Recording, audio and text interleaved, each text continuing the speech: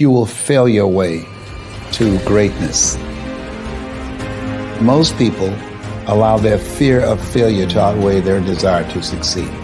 When you're willing to fail again and again and again, when you make up your mind to become unstoppable, when you make up your mind to become a no matter what person, then that will then give birth to a part of yourself that you don't know right now. Imagine, if you will, being on your deathbed and standing around your bed, the ghost of the dreams, the ideas, the abilities, the talents given to you by life, and that you, for whatever reason, you never went after that dream.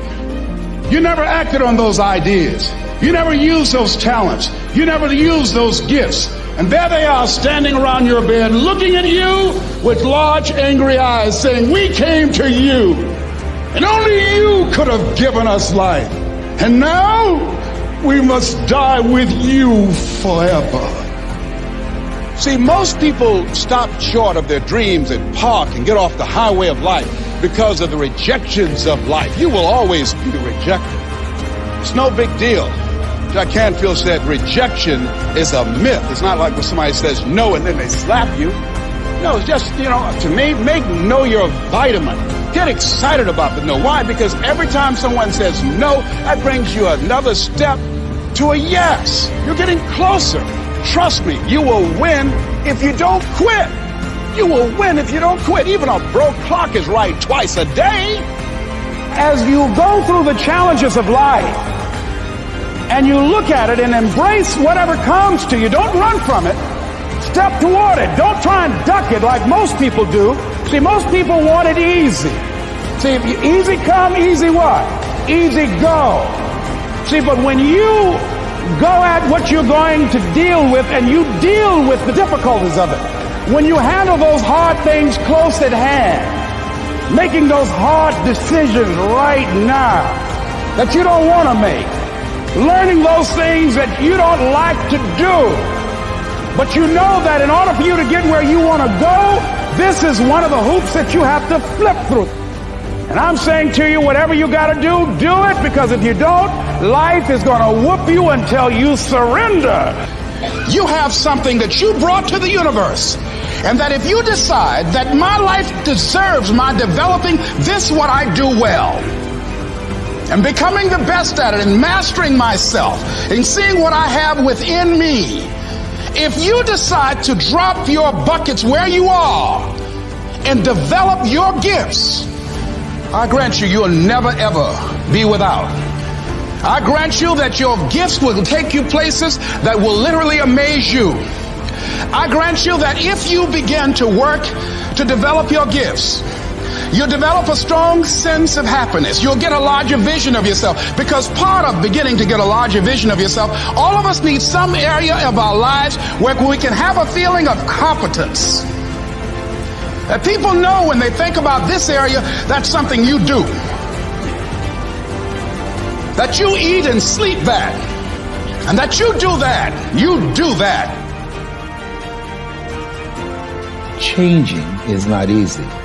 But changing your life, changing habits, reinventing yourself, picking yourself up after life has knocked you flat on your back. I've got to say, when life knocked you down, try and land on your back, because if you can look up, you could get up. Well, that sounds cute, but that's not easy. When I was diagnosed with prostate cancer 17 years ago, that first time that happened, I said, hey, I can handle this. Then when it came back a year later, last year, 17 years later, and this time it metastasized to 7 areas of my body and ate 40% of my T1 vertebrae. Now the stakes are higher. There's this life saying, okay, Mr. Motivator, you beat cancer the first time. What you gonna do now? I started laughing. When the doctor told me, he said, why are you laughing? Are you in denial? I said, no. I said, I feel like Mother Teresa. He said, what do you mean?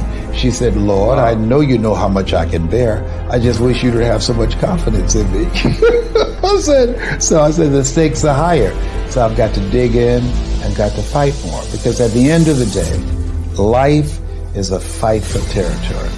And once you stop fighting for what you want, what you don't want will automatically take over. And so it's a fight. It's a challenge in life every day. And what we have to do is embrace it. What we have to do is see it as a project to be worked on. In life, you will always be faced with a series of God-ordained opportunities, brilliantly disguised as problems and challenges. And so I see even cancer as a gift, as a God-ordained opportunity. If you died today, what dreams, what ideas, what talents, what books, what music, what leadership, what voice will die with you? There are a lot of people who are biting their fingers in fear that they might lose their jobs. But there are few people who have decided within themselves, I'm going to make it. Some people aren't waiting to be cut. Some people are moving on their own because they feel within themselves, I've got what it takes to make it. They're not afraid about tomorrow because of how they see themselves, because of what they feel that they deserve, because of what they feel that they can create for themselves. Because these people have decided, as they look at the future, as they look at themselves, there's a way. Where there's a will, there's a way for me to begin to create a way out of no way. And when you have that kind of consciousness, when you have that kind of spirit, nothing can stop you.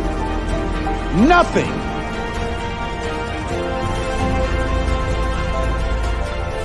There's no secret to success. There's a system to success.